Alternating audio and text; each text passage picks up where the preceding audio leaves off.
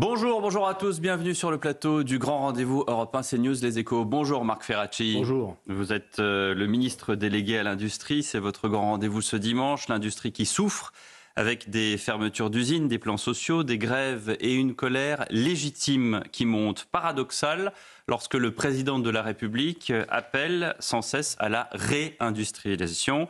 La France est-elle encore compétitive? Doit-elle avancer seule ou dans l'Europe? Demain commence d'ailleurs la grande semaine de l'industrie. Qu'allez-vous annoncer, proposer dans ce climat tendu?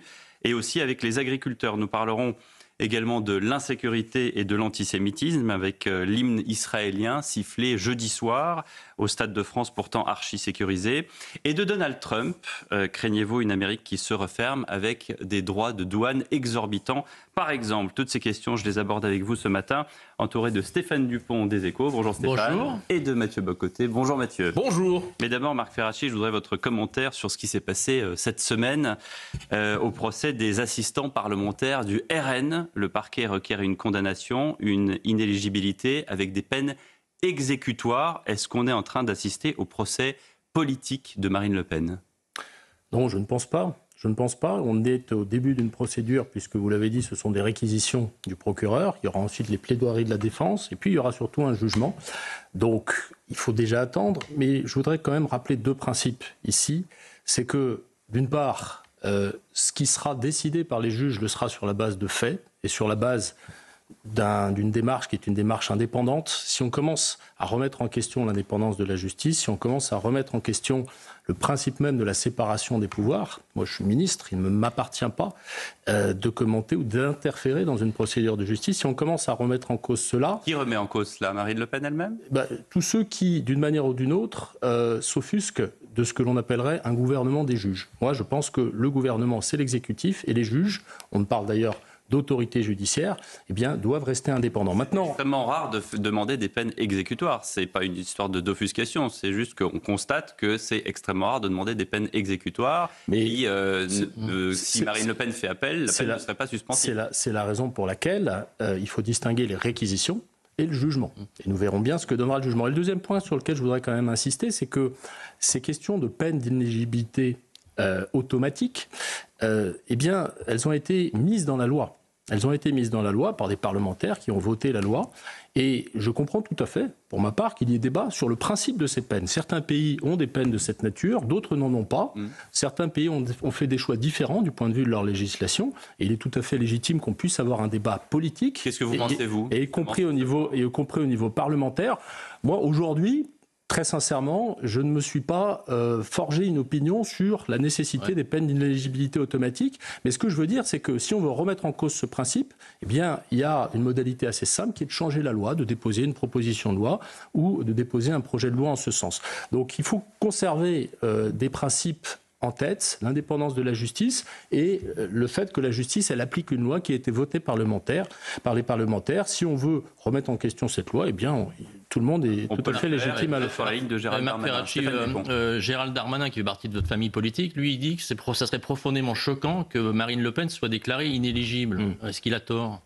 Moi, ce que je trouverais choquant, pour tout vous dire, c'est que des hommes ou des femmes politiques, et là je ne parle pas de Marine Le Pen particulièrement, je parle de toute personnalité politique, soient traités différemment du reste des citoyens au regard de la loi. À partir du moment où la loi prévoit quelque chose, elle doit s'appliquer. C'est un principe assez simple, mais on a parfois tendance à l'oublier. Une fois que la loi est votée, eh bien, en particulier la loi pénale, elle doit s'appliquer. Et encore une fois, je ne remets pas en question l'opportunité de débattre sur ce sujet. Moi, je me forgerai une opinion une fois que j'aurai eu les arguments des pénalistes, les arguments des hommes politiques de droite et de gauche, les arguments de celles et ceux qui sont concernés par cette législation. Mais encore une fois, il me semble qu'il faut prendre les choses dans l'ordre. Aujourd'hui, nous avons une procédure qui n'est pas terminée. Et vous l'avez dit, il y a effectivement des réquisitions qui sont très sévères, mais qui peut-être ne se traduiront pas par un jugement aussi sévère. Donc attendons et ayons ce débat autour de l'inéligibilité, mais dans le bon cadre. Mathieu Bocoté. Cela dit, lorsque certains s'en inquiètent, par exemple M. Schuttel dans les pages du Figaro, qui lui dit fondamentalement, ce serait une forme de vous parler de pouvoir séparé, mais un pouvoir interviendrait, une interférence d'un pouvoir dans un autre pour évacuer une candidate qui était confirmée démocratiquement par le vote des Français d'une élection à l'autre. Est-ce qu'il n'y a pas aussi une forme d'intervention du judiciaire dans le politique pour frapper d'interdit aux candidats? Vous savez, dans une procédure judiciaire, il y a des faits. Il y a une interprétation des faits qui est celle du juge dans le cadre d'une procédure. La procédure, c'est ce qui, au fond, nous garantit contre les interventions, qui nous garantit contre l'arbitraire. L'arbitraire qui peut être celui du juge. Ce qui nous protège, c'est cette procédure pénale. Ce qui nous protège, c'est le fait qu'il y ait du contradictoire. Et comme je le disais, les avocats de Marine Le Pen vont opérer des plaidoiries, vont mobiliser tous les arguments en faveur de leur cliente dès demain. Et pour moi, c'est encore une fois ce cadre-là qui nous protège contre ce que vous évoquez. C'est le cadre d'une procédure pénale qui a été élaborée année après année, décennie après décennie, et qui est aujourd'hui un cadre solide. Donc moi, je fais confiance à cette procédure, je fais confiance à la justice parce qu'il y a ces procédures-là. Il n'y a pas d'arbitraire dans le fait de demander qu'elle soit évacuée de la vie politique, tout simplement, qu'elle ne puisse pas, que l'appel ne permette pas de reporter... Mais ça, vous parlez d'arbitraire. Moi, je ne connais pas le détail du dossier. Je ne sais pas quels sont les éléments factuels qui ont été pris en compte par le procureur pour opérer ces réquisitions. Donc, je n'aime pas me prononcer. Et puis, je n'ai absolument pas vocation à me prononcer sur une procédure judiciaire. Mais j'insiste encore une fois sur le fait que cette notion d'arbitraire, je lui mets en face d'elle le cadre de la procédure et les garde-fous démocratiques et institutionnels que permet la procédure pénale, parce que c'est ça qui nous protège collectivement de l'arbitraire. Moi-même, je ne souhaiterais pas être soumis à l'arbitraire de quelque pouvoir que ce soit. Mais justement parce que nous avons des règles, justement parce que nous avons des procédures pénales qui encadrent ce pouvoir de décision, je pense que nous pouvons garder confiance en notre justice. Judiciaire, ça n'empêche pas 65% des Français, 2/3 des Français, Marc Ferracci, de considérer que la justice n'est pas impartiale. C'est un sondage CSA pour Europe 1, CNews et le JDD. Écoutez, ça veut dire qu'il faut continuer. Vous êtes dans le tiers restant. Il faut continuer. Oui, moi je suis dans le tiers restant. Je pense que la justice, même s'il peut y avoir de temps à autre, comme dans toute institution, des exceptions, mais je pense que dans l'immense majorité des cas, les magistrats sont des gens qui servent l'intérêt général, qui font leur travail en toute impartialité, et remettre en question encore une fois cette impartialité, je pense que c'est dangereux. Autre question d'actualité, Marc Ferracci, le match France-Israël de jeudi soir s'est déroulé plutôt dans le calme, dans un stade de France archi protégé. Ça n'a pas empêché un petit groupe de personnes de siffler l'hymne israélien. Comment est-ce que vous avez réagi ? Écoutez, avec des regrets. Malheureusement, c'est des événements qui donnent souvent lieu à des manifestations.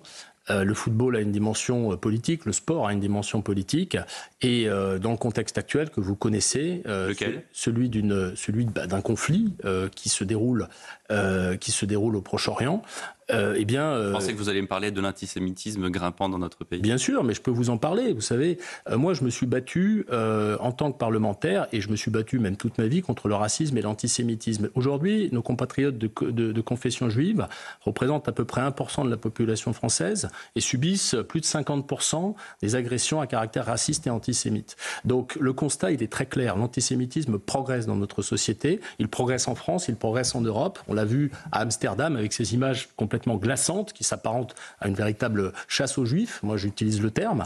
Donc je ne ferme pas les yeux sur ce constat.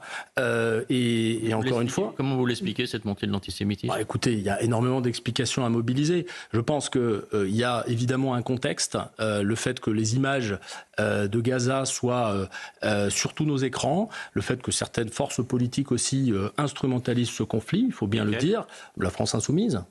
Par exemple, tout ça, pardonnez-moi, je termine. Tout ça participe effectivement à la montée de l'antisémitisme. Maintenant, donc les images de Gaza alimentent l'antisémitisme. Non. Pardonnez-moi, c'est l'utilisation qui en est faite par un certain nombre de forces politiques. Je vais essayer de garder la cohérence de mes propos.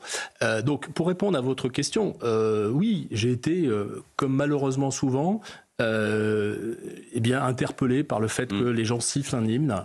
Moi, je vais souvent voir des matchs de foot ou de rugby dans les stades, et je suis toujours, même quand on siffle l'adversaire, je suis toujours dans le regret par rapport à ça. Vous aurez remarqué, Marc Ferracci, que plusieurs observateurs font remarquer que le président se rattrape sur l'antisémitisme après avoir manqué le rendez-vous de la Grande Marche qui était il y a un an, la Grande Marche contre l'antisémitisme à laquelle il n'a pas participé, mais aussi ces derniers échanges interposés avec Benyamin Netanyahou. Vous qui êtes proche du président. Que pense-t-il vraiment sur ce sujet de l'antisémitisme ? Mais il a une approche qui est constante sur ce sujet.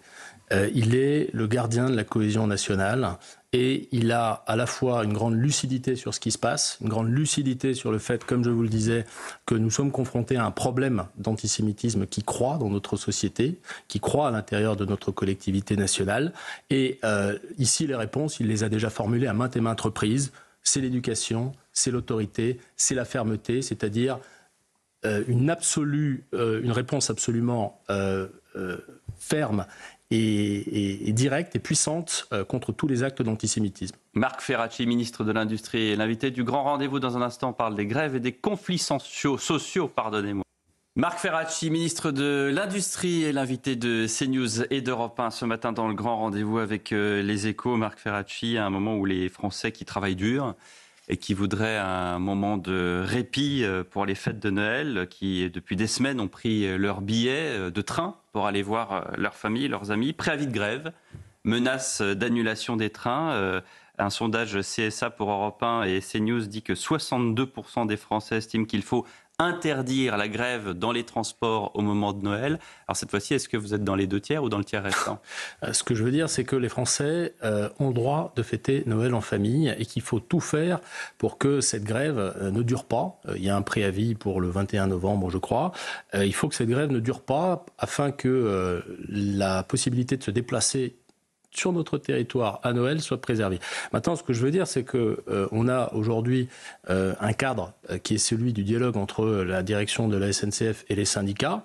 Je pense qu'il faut laisser ce dialogue se dérouler. Moi, je suis plutôt confiant, je vais vous le dire, sur le fait que les négociations atterrissent. Je pense que notre capacité est celle du président de la SNCF, Monsieur Farandou, a trouvé un point d'atterrissage. Monsieur Farandou, un point d'atterrissage. Mettez-vous du côté des Français. Mais je pense qu'il a raison. Il y a une forme de responsabilité à avoir. Je pense qu'à la fin, les syndicats de cheminots seront responsables par rapport à tout cela. Mais c'est pas du chantage du côté comme tous les ans, les syndicats de cheminots qui annoncent un préavis de grève avant les fêtes ça arrive. Pour obtenir des augmentations de salaire. Ça arrive assez souvent. En l'occurrence, c'est principalement le sujet de l'évolution du fret SNCF, de la manière dont ce fret va évoluer d'un point de vue institutionnel, d'un point de vue commercial et économique, qui motive la grève. Mais derrière, il y a des inquiétudes.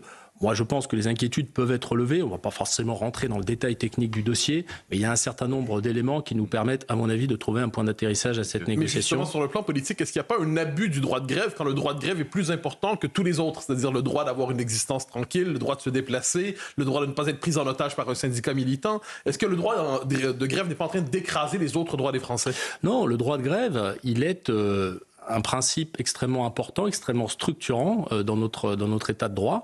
C'est un principe qui est reconnu, y compris à un niveau constitutionnel. Donc il faut le préserver, il ne s'agit pas de le remettre en question, mais il faut trouver les voies de passage. Là où, effectivement, le sujet de la SNCF remonte fréquemment, c'est que un certain nombre d'activités économiques sont plus bloquantes que d'autres pour la vie collective. C'est le cas, évidemment, des trains, c'est le cas des transports, c'est le cas, par exemple, de l'énergie. Et donc, ça donne, effectivement, un pouvoir pour négocier à celles et ceux qui en disposent, qui est plus fort. On n'a jamais réussi à mettre en place ce service minimum dans les transports. Pourquoi est-ce que ça ne marche pas ? Mais pour tout un tas de raisons. Moi, je ne suis pas ministre des Transports, mais vous avez des questions opérationnelles, vous avez des questions juridiques, vous avez des questions de réquisition. Aujourd'hui, il y a des possibilités de faire réquisition auprès des personnels des personnels qui font grève. Mais à un moment, il faut savoir utiliser ces outils qui sont des outils puissants parce qu'ils remettent en question un droit qui est protégé par la Constitution. Donc il faut les utiliser au bon moment. Moi, je préfère, dans un premier temps, faire en sorte que la négociation aboutisse, et c'est ce qui, à mon avis, va se passer. Bloqués pendant 3-4 jours. Non, justement. Leur famille. Non, justement. L'enjeu, c'est que pour les fêtes de Noël, je vous vois pousser l'argument, mais l'enjeu, c'est que pour les fêtes de Noël, qui sont un moment extrêmement important, c'est un moment de retrouvailles en famille, c'est un moment que les Français doivent voir préservé. Eh bien, l'enjeu, c'est que pour ce moment-là, les trains circulent. Mais vous parlez d'un droit qui est protégé par la Constitution, c'est très vrai, mais ce n'est pas le seul. Et est-ce qu'on n'est pas dans une situation où il y a une forme d'abus d'un droit qui, je me permets d'y revenir, ça me semble important, qui écrase des autres. Il y a plus d'un droit qui est protégé par la Constitution. Quand un groupe de syndicats assez militants, assez radicaux, assez politisés se permet de prendre en otage le transport dans un pays, est-ce qu'on n'est pas devant un dérèglement du droit de grève à tout le moins? Mais vous savez, si vous voulez faire en sorte qu'un droit prévale sur l'autre, si vous voulez faire en sorte que d'autres équilibres soient trouvés entre le droit de grève et la liberté de circulation, par exemple, eh bien, là aussi, on revient sur le sujet que nous avions précédemment, il faut faire évoluer le droit, il faut faire évoluer la loi. Moi, je suis jamais hostile à ce qu'il y ait un débat démocratique sur ces sujets-là. Mais le débat, il doit se situer au bon niveau. Nous l'avons sur un plateau de télévision. Il faut qu'il ait lieu, le cas échéant, au Parlement. Et il faut se donner les moyens, le cas échéant, de faire évoluer notre droit. Stéphane Dupont. Oui, il y a un autre mouvement social qui est en train de monter en France, c'est la grève, pas la grève, mais le mouvement des agriculteurs là, qui entame un certain nombre d'actions. Ce qui cristallise un petit peu leur crainte en ce moment, c'est l'accord de libre-échange avec le Mercosur, qui va probablement être conclu d'ici à la fin de l'année. Un accord à laquelle la France s'oppose, mais la France est très isolée. Comment expliquez-vous que la France, sur ce dossier en Europe, soit aussi isolée? Et est-ce que cet accord est un mauvais accord? Alors, d'abord, dire que, de notre point de vue, du point de vue du gouvernement, du point de vue du Premier ministre qui a exprimé ça de manière extrêmement clairement, l'agriculture n'est pas une variable d'ajustement. Et en l'état, ça a été dit par Michel Barnier, cet accord, il est inacceptable. Il est inacceptable pourquoi? Il est inacceptable parce qu'il ne comporte pas suffisamment de clauses qui permettent la réciprocité. La réciprocité, ça veut dire appliquer aux marchandises qui rentrent sur notre territoire et sur le territoire européen en l'occurrence, les mêmes contraintes en termes de normes sanitaires, les mêmes contraintes en termes de normes environnementales, notamment le fait de respecter les accords de Paris qui prévoient des limitations d'émissions de CO2. Cet accord, aujourd'hui, nous jugeons qu'il ne... C'est vous qui dites ça, il n'y a que la France qui dit ça aujourd'hui. Non, pas tout à fait. Je pense qu'il y a d'autres pays européens qui peuvent être sur une ligne un petit peu similaire. Mais ce que je veux dire, c'est que le commerce international, par principe, nous n'y sommes pas opposés. Mais il faut qu'il soit juste. Il faut que nos agriculteurs et aussi nos industriels, nous allons en reparler, jouent à armes égales. Vous, Marc Mérassi, vous êtes le ministre de l'Industrie et cet accord, a priori, il est très bon pour l'industrie française qui va pouvoir exporter beaucoup plus dans ces pays. Oui, je suis le ministre de l'Industrie et j'aurai l'occasion de vous dire ce que je pense en termes commercial pour notre industrie, mais on doit aussi avoir une approche globale. Quand on négocie... Le ministre de l'Industrie, pardon, on aimerait bien entendre ce que vous avez à dire au terme de l'industrie. Quand on négocie, on doit prendre en compte l'intégralité des filières, l'intégralité des impacts, les impacts sur l'agriculture, les impacts sur l'industrie, les impacts sur toutes nos filières économiques. Et s'agissant de nos agriculteurs, bien, je dois le dire, cet accord n'est pas un accord équilibré, ça n'est pas un accord juste. Il n'y a pas suffisamment de mécanismes qui permettent de contrôler ce qu'on appelle les mesures miroirs, c'est-à-dire ces mesures qui permettent d'assurer qu'il y a de la réciprocité dans ce que font les agriculteurs argentins, brésiliens et ce que font les agriculteurs français. Et donc cet accord doit évoluer. Mais c'est la position française, elle est constante, elle ne change pas. Mais que je comprenne bien, à vous entendre, globalement, l'accord serait favorable à l'industrie, défavorable à l'agriculture. Dès lors, il faut trouver un nouvel arbitrage. Non, il faut trouver un équilibre qui permette de faire respecter ce principe simple pour tous les secteurs, que ce soit l'industrie ou l'agriculture, qui est la réciprocité. C'est vrai pour l'industrie, c'est vrai pour l'agriculture, et aujourd'hui sur le volet agricole, même si je ne suis pas, vous me le dites, ministre de l'Agriculture, sur le volet agricole, eh bien, cette réciprocité, elle ne bénéficie pas des meilleures garanties, et c'est la raison pour laquelle eh bien, les agriculteurs sont en colère contre cet accord. Les agriculteurs... Vous comprenez leur colère ? Je comprends leur colère, je comprends qu'on a besoin de faire évoluer le texte de cet accord. Globalement, est-ce que ce n'est pas tous les accords de libre-échange qui aujourd'hui sont contestés de manière politique? L'accord avec le Canada qui a été signé quelques années est contesté, y compris par des LR qui sont au gouvernement avec vous. Est-ce qu'aujourd'hui, on est en train de faire marche arrière sur ces accords de libre-échange? Est-ce que c'est souhaitable? Non, je pense que ça n'est pas souhaitable parce que si on s'engage dans une forme de guerre commerciale ou si on remet en question beaucoup d'accords de libre-échange, on va très vite voir que les produits que nous importons et que les Français consomment vont coûter plus cher. On verra très vite que des emplois disparaissent. Vous savez, il y a 4 millions d'emplois dans notre pays qui dépendent de nos exportations. Donc quand on commence à fermer les frontières et à mettre des barrières commerciales de manière complètement déséquilibrée, eh bien, à un moment ou à un autre, ça a des conséquences. Ce sont les représailles commerciales et ça nous coûte des emplois, ça nous coûte aussi des produits plus chers. Donc il faut trouver les bons équilibres. Et le bon équilibre, il est dans cette notion de réciprocité. On doit être plus exigeant aujourd'hui sur les questions de respect de l'environnement, sur les questions de respect des contraintes sanitaires en matière d'agriculture. Et pour ça, il faut des clauses qui soient appliquées de manière réciproque et équilibrée. Est-ce qu'on a suffisamment choyé les agriculteurs qui ont montré leur colère, qui en amont du dernier salon de l'agriculture sont montés à Paris avec les moissonneuses-batteuses, avec leurs tracteurs, avec tous les engins qu'ils trouvaient sous la main. Aujourd'hui, quand Madame Le Floch de la coordination rurale qui dit on attendait que le gouvernement nous protège, qu'ils mettent sous cloche, par exemple, nos taxes foncières, qui n'arrêtent pas d'augmenter les impôts. Est-ce qu'on aurait pu faire plus d'efforts pour les agriculteurs ? Le sujet, ce n'est pas de choyer les gens, c'est de trouver des solutions à leurs problèmes. Parmi les problèmes que les agriculteurs ont remontés et remontent toujours, il y a le sujet de la complexité administrative, il y a le sujet de la simplification des procédures, la simplification dans l'obtention des aides en particulier. C'est un sujet majeur et c'est un sujet sur lequel des engagements ont été pris. Certains ont déjà été mis en œuvre et d'autres vont arriver. Vous savez que nous avons un projet de loi qui a été examiné, a commencé d'être examiné cette année et qui va reprendre en janvier. C'est un projet de loi d'orientation pour le monde agricole qui vise à résoudre un certain nombre de ces problèmes de complexité, qui vise à apporter des solutions aux agriculteurs. Et je pense que dans les prochaines semaines, eh bien, ces réponses seront sur la table. Retour sur le plateau du grand rendez-vous CNews Europe 1, Les Échos avec le ministre de l'Industrie, Marc Ferracci. Vous avez dit vous-même en commission des Affaires économiques de l'Assemblée nationale ce mardi que nous devions nous attendre à de nouvelles fermetures de sites industriels. Michelin, 1254 emplois, Auchan, 2389 emplois. Alors, ces nouvelles fermetures, combien et quand ? D'abord, il ne faut pas faire l'autruche. Il faut regarder la situation de notre pays, la situation de l'industrie de manière lucide et constater deux choses au fond. D'abord qu'il y a des difficultés dans un certain nombre de filières. C'est l'automobile, c'est la chimie, c'est la sidérurgie. Mais aussi qu'il y a un certain nombre de fondamentaux qui restent solides. On a une croissance qui est toujours forte, on a créé des emplois industriels alors qu'on en détruisait depuis 7 ans. On a créé combien, Marc ? On en a créé 130 000 depuis 7 ans. Et alors même que des usines fermaient, aujourd'hui on ouvre encore plus d'usines qu'on en ferme. On crée plus d'emplois qu'on en détruit. Donc moi ce que je veux dire c'est que une politique industrielle, ça doit marcher sur deux jambes. Ça doit protéger l'existant et s'attaquer aux difficultés des entreprises, et en particulier à cette question des fermetures de sites et des plans sociaux. Mais ça doit aussi créer des emplois et créer les conditions pour que les investissements, pour que les créations d'emplois de demain soient possibles. Donc moi, mon rôle de ministre de l'Industrie, c'est véritablement d'être dans ce combat. Je considère que mon ministère est un ministère de combat.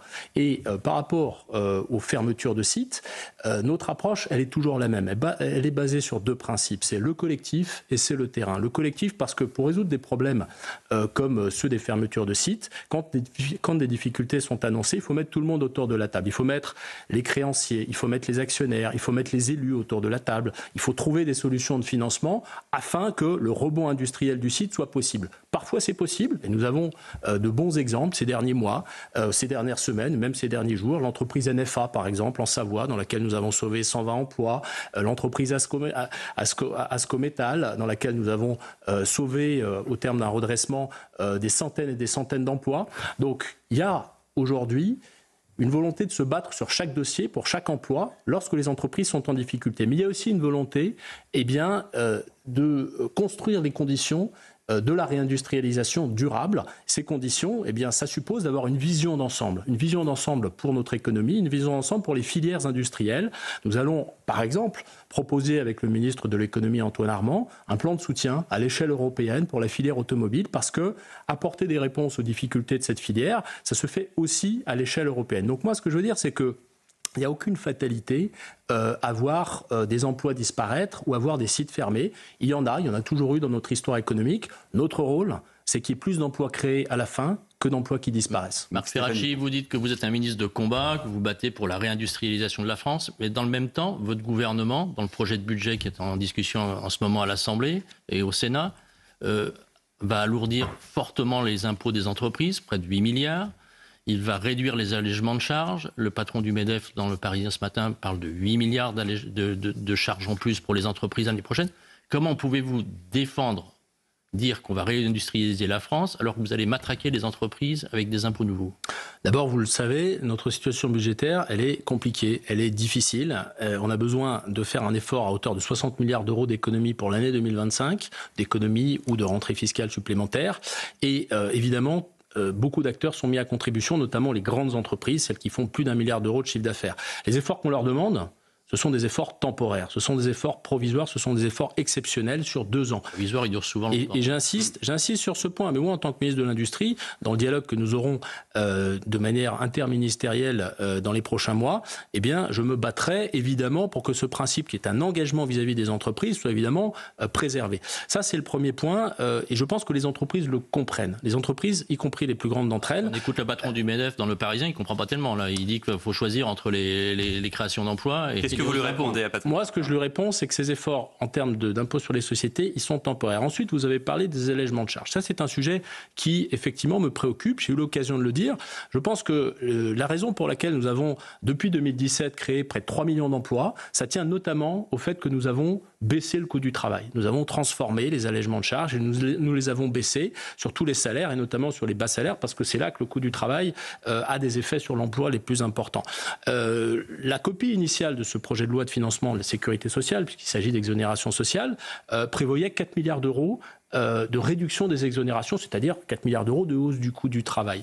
Moi, j'ai eu l'occasion de le dire, j'ai souhaité que d'autres équilibres soient trouvés, tout en continuant à faire des économies, mais des économies ailleurs, afin de limiter ce surcoût pour les entreprises. C'est ce que nous sommes en train de réaliser. C'est ce que nous sommes en train de réaliser. Les députés du bloc central, et en particulier du groupe Ensemble pour la République, se sont mobilisés pour faire en sorte que cette augmentation du coût du travail soit supprimée, en tout cas très largement atténuée. 2 milliards. Quand même. Donc on va réduire la hausse. Pour l'instant, les discussions ont lieu et le ministre de l'économie, Antoine Armand, et moi-même, nous sommes mobilisés pour trouver, tout en faisant les économies qu'on nous demande pour réduire nos déficits, de trouver d'autres solutions. Et je pense que nous allons y arriver. Et encore une fois, ces efforts, eh bien, ils ont vocation à ne durer qu'un temps, parce qu'à un moment ou à un autre, il faut conserver ce cap. Vous savez, parlons de ces 4 milliards. Moi, je pourrais vous parler des 15 milliards de baisse des impôts de production que nous avons fait à partir de 2021 en France, et qu'aucun gouvernement n'avait fait auparavant. Donc, il y a aussi un certain nombre de choses qui sont préservées. Et je dois le dire. La continuité de cette baisse, effectivement, est interrompue. J'espère qu'elle reprendra dès que la situation budgétaire le permettra. Mais il ne faut pas jeter le bébé avec l'eau du bain. Il ne faut pas passer sous silence les efforts qui ont été faits. De l'offre qui était en faveur des entreprises, qui a été conduite par le président de la République depuis 2017, c'est terminé et qu'on est en train de basculer dans... Eh bien, je ne suis pas d'accord parce que, je le dis et je le redis avec la plus grande clarté, les efforts qu'on demande sont temporaires. Les acquis, comme la baisse des impôts de production, ils ne sont pas remis en question. Ils ne sont pas remis en question. Encore une fois, on n'est pas en train d'augmenter les impôts de production. Des acquis comme le crédit impôt recherche. Le crédit impôt recherche qui garantit la possibilité d'embaucher des chercheurs, d'embaucher des ingénieurs, de faire de la recherche et de l'innovation dans notre pays. Ça représente presque 8 milliards d'euros aujourd'hui. Il va subir un aménagement marginal de l'ordre de quelques centaines de millions d'euros, mais il est préservé. Et ça, moi, quand je vais sur le terrain, je serai demain à Toulouse pour parler d'aéronautique, eh bien, on va me parler du crédit impôt recherche. Et moi, j'aurai l'occasion de dire que ce dispositif, il est préservé dans toute son intégrité. Justement. Et ça, c'est un élément très important. La politique de l'offre, c'est toujours notre cap. Marc Ferracci, l'aéronautique, l'automobile, ce sont des joyaux industriels français. On n'est plus dans les années 70 où on a connu, on l'a vu dans les films de Sautet, de Melville, les aciéries, les fonderies, les hauts fourneaux, qui étaient des bassins d'emploi où les gens n'étaient pas au chômage. Il y avait des grandes familles, tout le monde était à l'abri. On a l'impression que à la fin des années 2000, on a basculé dans le tertiaire, on a mis le secondaire et justement toutes ces industries un peu à la poubelle. Et aujourd'hui, vous parlez de réindustrialisation, vous parliez de l'automobile. Aujourd'hui, il y a 40 millions de voitures sur les routes en France. Il y a 40 milliards d'euros chaque année de taxes sur le carburant. Aujourd'hui, on nous dit que la voiture, elle est électrique. Alors, question, est-ce qu'on veut s'aborder les deux? C'est-à-dire plus de voitures parce que ça pollue, parce que c'est trop gros, parce que c'est dangereux pour les cyclistes, et puis plus de machines à cash par l'État, sauf bien sûr si vous avez l'intention de taxer de la même façon le kilowattheure de l'électricité, de la même façon que vous le taxiez sur le litre de gasoil.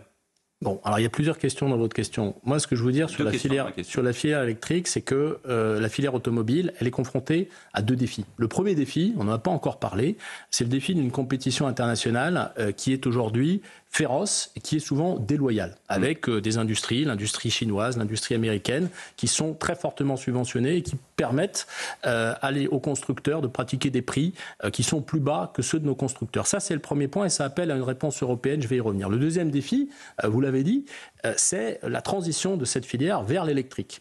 Il est prévu qu'en 2035, les véhicules vendus en France, les véhicules neufs vendus en France, soient des véhicules électriques. Dans leur intégralité. Les constructeurs s'y opposent, notamment en Allemagne. Alors, non, là, je ne vais pas être d'accord avec vous là-dessus, parce que moi, je discute avec tous les acteurs de la filière, avec les constructeurs, mais aussi avec les équipementiers. Ce cap de 2035, ils ne le remettent pas en question. Ce qu'ils remettent éventuellement en question, pour certains d'entre eux, c'est le chemin, c'est le rythme par lequel on atteint cet objectif de n'avoir que des véhicules électriques en 2035. Et nous sommes d'accord avec l'idée de prendre en compte à la fois les impacts économiques et sociaux. Vous savez que quand vous passez aux véhicules électriques, vous avez des activités d'équipementiers comme les activités de pots d'échappement. J'étais il y a quelques semaines dans un site de l'entreprise Forvia qui produit des pots d'échappement, qui est en train de faire une transition vers les réservoirs à hydrogène, par exemple. Vous avez un certain nombre d'activités comme celle-là qui vont subir évidemment des destructions d'emplois. Donc on est en transition et exactement. C'est pour ça que ça fait mal. Nous sommes en transition et c'est pour ça que ça fait mal et c'est pour ça que nous devons accompagner à la fois les salariés, mais aussi l'ensemble de la filière pour permettre cette transition. On l'accompagne. On finance dans le cadre du plan France 2030 un appel à projet pour permettre aux sous-traitants automobiles de se diversifier. Et c'est ça l'enjeu aujourd'hui. C'est celui de la diversification. C'est la suppression de la prime à la casse aussi ? Alors, vous savez que la prime à la casse, elle fait partie d'un ensemble de dispositifs qui soutiennent la demande de véhicules électriques. Vous avez la prime à la casse, vous avez aussi le bonus, vous avez aussi le leasing. Donc plus de prime à la casse. Sur l'ensemble de ces dispositifs, nous faisons aujourd'hui un travail de simplification, c'est-à-dire que nous gardons le bonus et le leasing et nous continuons de les financer, ce qui n'est pas le cas de tous les pays. L'Allemagne a supprimé purement et simplement le bonus écologique. Nous maintenons. Jusqu'à quand vous allez maintenir le bonus ? Nous maintenons un bonus écologique. Et moi, je souhaite qu'il soit maintenu de manière durable et pérenne jusqu'à ce que le marché de l'électrique trouve effectivement vous maintenez aussi les modèles qui sont aujourd'hui construits. Et j'insiste sur un autre aspect parce que, vous savez, sur notre filière automobile, on a besoin de soutenir la demande. C'est très important parce qu'on a besoin d'opérer cette transition. Il n'y a pas que l'argent et les dépenses budgétaires. Faire en sorte que les entreprises électrifient leur flotte. Aujourd'hui, vous avez un véhicule sur deux qui est vendu en France qui est acheté par une entreprise au titre de sa flotte professionnelle. Et les entreprises achètent assez peu de véhicules électriques. Nous allons, dans le cadre du projet de loi de finances qui va être appliqué au 1er janvier, mettre des contraintes plus fortes sur les entreprises là-dessus. Et ça soutiendra la demande de véhicules électriques. Marc Ferracci, ministre délégué à l'industrie, est l'invité du Grand Rendez-vous ce matin. On parlait de voitures qui est encore et toujours le deuxième budget dans les foyers français après le logement. On fanfaronne avec de nouveaux modèles made in France, la Renault 5, autrefois voiture populaire, qui est aujourd'hui passée à 35 000 €. Les voitures électriques sont extrêmement chères. Vous parliez de cette transition écologique, énergétique nécessaire. Alors, on arrive bien sûr sur la concurrence chinoise, et vous le disiez, Antoine Armand, le ministre de l'économie, en commission des affaires économiques du Sénat, a dit qu'on imposerait peut-être des droits douaniers de 35% contre le dumping de certains pays asiatiques. Donc ça veut dire qu'on va mettre des barrières aux pays chinois pour éviter la concurrence des voitures chinoises ? Sur ce sujet des véhicules électriques, la décision a déjà été prise. Elle a été proposée par la Commission européenne et elle a été validée par le Conseil européen. Il y aura effectivement des tarifs douaniers augmentés sur les véhicules chinois électriques. 35%. Alors, c'est une augmentation, en réalité, ça va atteindre entre 30 et 50% au total, parce qu'il y avait déjà des tarifs sur les véhicules chinois. Pourquoi ? Parce que quand la Commission a fait son enquête sur les véhicules électriques chinois, elle a constaté que l'intégralité de la chaîne de production et même de valeur était subventionnée. De l'extraction du lithium pour les batteries jusqu'au transport des véhicules par bateau, il y avait des subventions. Et donc, il y avait quelque chose de profondément inéquitable, puisque c'est facile de baisser les prix quand vous êtes subventionné. Et donc, sur ce sujet, ça vaut pour l'automobile, mais ça vaut aussi pour l'acier, ça vaut vaut pour la chimie. Nous devons sortir en Européens d'une forme de naïveté. Et donc moi, je pense qu'au-delà de ces tarifs, il faut aller plus vite, plus fort dans les protections que nous devons à un certain nombre de filières qui sont soumises à cette compétition extrêmement forte et parfois et souvent déloyale de la part des pays asiatiques. Mais justement, est-ce qu'il n'y a pas un changement d'époque dont nous sommes témoins en ce moment? Depuis les années 90, c'était la mondialisation heureuse. Est-ce qu'aujourd'hui, on n'a pas un retour du protectionnisme partout? Et avec l'élection de Donald Trump aux États-Unis, est-ce qu'on n'est pas dans un retour avec des grands blocs qui chacun décide de se protéger? Et est-ce que l'Europe n'est pas la dernière, finalement, dernier bloc civilisationnel qui croit au libre-échange à l'ancienne? Mais vous savez, le durcissement de la concurrence internationale et le durcissement de la politique commerciale américaine, elle ne date pas d'hier. Elle a été initiée déjà par Donald Trump et elle va probablement se prolonger avec son retour. La politique chinoise consiste depuis longtemps sur un certain nombre de secteurs, les batteries, l'automobile, à subventionner et ça rend la concurrence déloyale. Donc je vous réponds oui, en européen, parce que c'est évidemment à l'échelle européenne que les choses se font, nous devons réagir. Nous devons réagir à la fois sur le plan commercial et avoir des mécanismes qui, de manière beaucoup plus rapide, permettent de lutter et de mettre des barrières quand il est nécessaire. C'est le cas, par exemple, sur l'acier, sur lequel nous sommes en train de travailler. Et puis, nous devons également avoir une politique d'investissement et de soutien à nos filières. Il faut les abriter, les filières qui sont en transition. C'est la raison pour laquelle, avec Antoine Armand, nous allons faire des propositions dans les prochaines semaines pour un plan de soutien à la filière automobile européenne. Je pense qu'il faudra décliner ça pour d'autres filières qui sont soumises à la compétition internationale. Mais sur l'automobile, nous avons besoin à la fois d'investissement, nous avons besoin de soutien à la demande. Je vous entendais dire qu'effectivement, les prix sont trop élevés. C'est vrai que pour un certain nombre de modèles électriques, aujourd'hui, les prix sont trop élevés. Alors, c'est plus tout à fait 35 000 €. Je ne vais pas faire la promotion de tel ou tel constructeur, mais aujourd'hui, vous avez des modèles compte tenu du bonus que nous maintenons à 25 000 ou 20 000 €. Donc il faut aller entrée de gamme quelque part. Bien sûr, il faut aller vers cet objectif de rendre les véhicules abordables pour les classes moyennes. Aujourd'hui, ils sont encore trop chers, mais pour ça, il faut dans la période de transition protéger nos industries et puis il faut investir, pas simplement dans l'automobile, il faut investir de manière massive parce que vous savez, il y a un rapport qui a été rendu par M. Mario Draghi qui montre qu'on a un décrochage de compétitivité, de productivité entre l'Europe et les États-Unis. Ce décrochage, il a besoin d'être comblé. Il va nous falloir investir massivement dans les prochaines années. Et c'est là-dessus aussi que nous allons faire des propositions. Justement, Marc Ferracci, vous parliez de décrochage, mais Donald Trump, il ne va pas seulement augmenter les droits de douane, il va aussi déréglementer massivement l'économie américaine. Il a nommé pour ça Tusk, le patron de Tesla. Non, c'est Musk. Tusk, c'est le Premier ministre de Tesla. Est-ce que vous pensez que la compétitivité de l'économie européenne va être encore dégradée par rapport aux États-Unis, qui pourront faire des choses que nous ne pouvons pas faire en Europe? Comment est-ce qu'on peut réagir? Qu'est-ce qu'il faut faire? Est-ce qu'il faut que nous aussi, on engage un mouvement de déréglementation? Vous avez parfaitement raison de dire que là, nous devons être dans l'action, dans l'anticipation, parce que Donald Trump n'est pas encore aux manettes, mais on voit bien ce qui se dessine en termes de déréglementation, en termes de politique commerciale. Et au niveau français comme au niveau européen, nous devons aujourd'hui agir de manière massive. Agir de manière massive, pour vous répondre, c'est d'abord simplifier les choses.